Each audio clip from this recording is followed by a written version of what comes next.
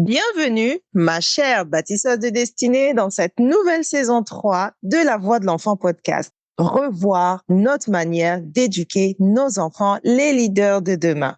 Attache bien ta ceinture pour ce voyage exceptionnel, riche en enseignements et en prise de conscience.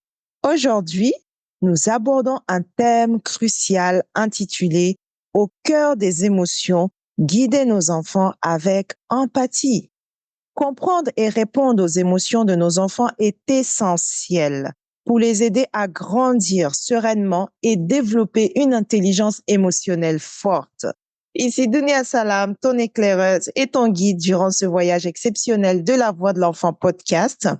Je suis coach parental et familial et ma première mission est de t'accompagner à t'épanouir dans ta parentalité malgré tes blessures d'enfance, à travers ta propre transformation personnelle et à éduquer des enfants épanouis, exemplaires, responsables et autonomes. Car ce sont les leaders de demain et tu as un rôle crucial à jouer dans leur vie maintenant en tant qu'autorité parentale. Alors, prends cet engagement au quotidien de libérer le génie qui sommeille en eux. Pour mener à bien cette mission, nous avons mis sur pied à la CEL Academy, l'Académie des bâtisseuses de destinée, un programme exceptionnel qui t'aide non seulement à guérir en profondeur tes propres blessures d'enfance, ma chère maman leader, mais également à te connecter à ton identité suprême pour vivre cette parentalité sereine et épanouissante avec tes enfants ici et maintenant. C'est le programme divin Restore and Connect, dédié uniquement aux mamans qui souffrent de blessures du passé dans leur parentalité. Pour les autres mamans leaders, nous avons le programme Libérer et Manifester, un programme en collaboration en fait avec la coach mindset Roselyne Goli. Ce programme en fait est destiné aux mamans coach de valeur et à nos bâtisseurs de destinée. Pour en savoir plus tout simplement sur ces deux programmes exceptionnels et transformatifs, contacte-nous tout simplement au numéro WhatsApp +33 6 43 45 96 33. D'ailleurs, le mercredi 31 juillet 2024 à 15 heures, heure de Paris, note bien les dates et l'horaire, on se retrouve pour la 4e fois pour une session de libération et de connexion. J'ai déjà hâte de vous partager ce moment. Cette session de libération et de connexion t'aide non seulement à te libérer de tes peurs profondes, de tes blessures d'enfant, de tes croyances limitantes, mais également à te libérer définitivement d'un passé douloureux qui t'empêche d'aller de l'avant. Et afin de te connecter en fait à ta puissance supérieure pour manifester ta vie de rêve ici et maintenant, et non dans 20 ans ou 30 ans.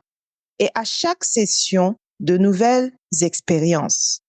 Il faut savoir que toutes ces énergies négatives, invisibles, t'empêchent littéralement d'avancer vers ta meilleure vie.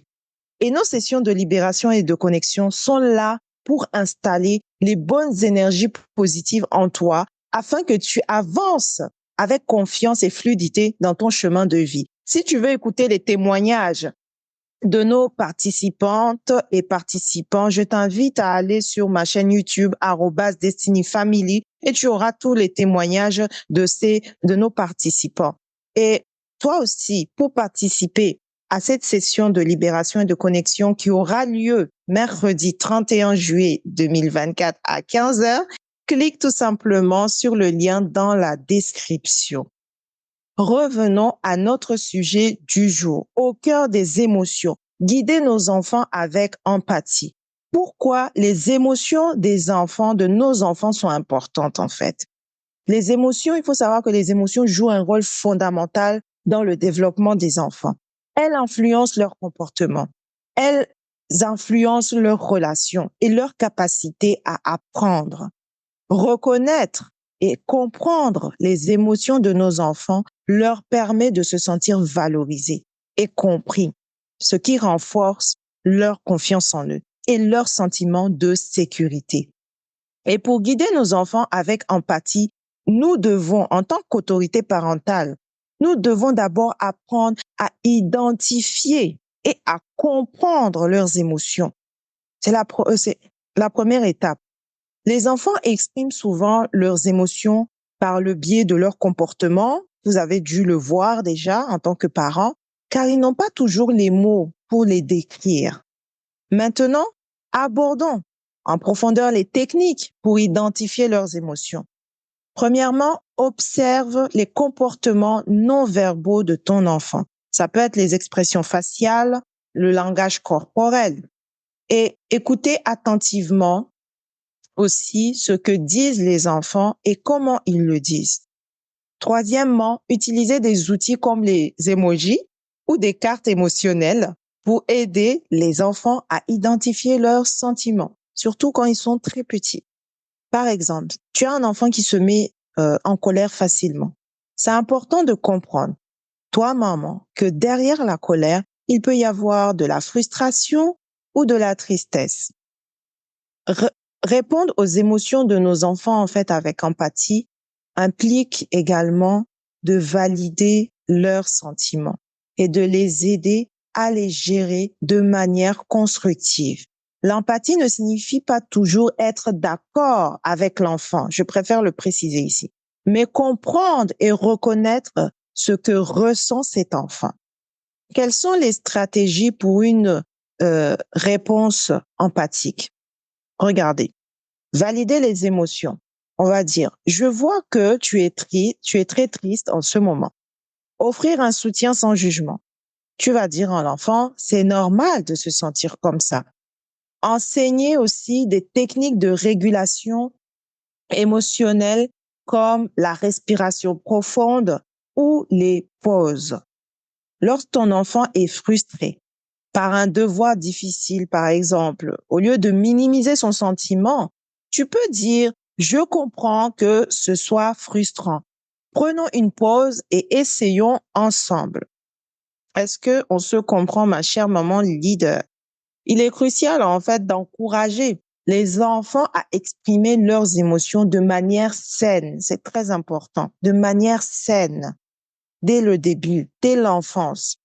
Cela leur permet de libérer des tensions, de libérer le stress et de comprendre qu'il est normal de ressentir une gamme variée d'émotions. Donc, voilà quelques méthodes. Je vais partager avec toi quelques méthodes pour encourager l'expression émotionnelle au sein de ta famille. Donc, la première chose, c'est de créer un environnement ouvert où les enfants se sentent à l'aise de parler de leurs sentiments. Il y a des familles où les enfants n'ont pas le droit de dire je me sens mal ou je suis triste. Voilà, et on va leur crier dessus tout de suite. Deuxièmement, utilise des jeux de rôle ou des histoires pour aider tes enfants à parler de leurs émotions. Et tu peux aussi introduire des activités créatives comme le dessin ou l'écriture pour exprimer ce qu'ils ressentent. Le dessin, c'est très valable. C'est valable en fait pour les jeunes enfants, les très jeunes enfants qui n'arrivent pas encore à exprimer, à parler correctement. Donc c'est très important le dessin. Et sache aussi, ma chère maman leader, que ces méthodes sont également valables pour toi. Si tu as du mal à exprimer tes émotions, je t'invite à utiliser cet outil qui est l'écriture. Donc, c'est la thérapie par l'écriture où tu vas mettre sur papier tes émotions, ta colère, ta frustration, tu notes tout dedans. Et comme ça, tu vas voir que ça enlève un poids, ça allège ces émotions-là dans ton cœur, en fait.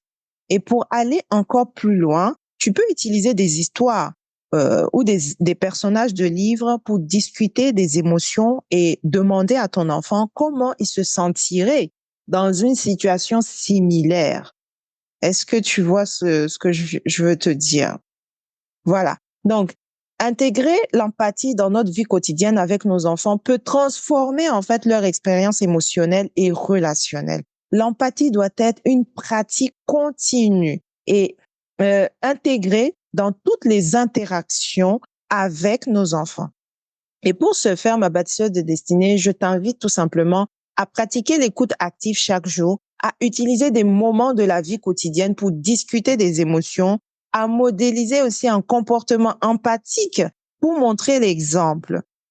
Donc, par exemple, discuter des émotions ressenties pendant une journée d'école, lors du dîner, pour ouvrir un dialogue régulier sur les sentiments. C'est très important de vraiment pouvoir exprimer ses sentiments et ses émotions.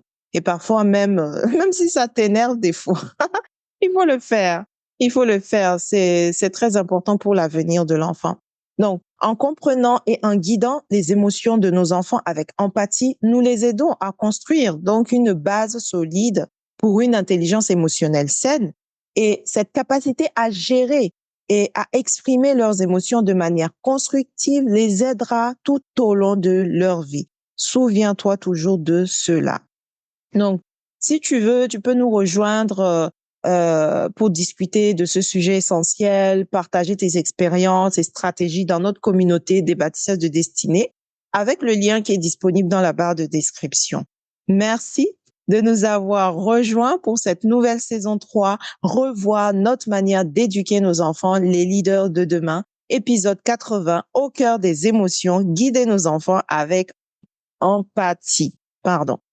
C'était Dunia Salam, ton éclaireuse et ton guide durant cette saison 3.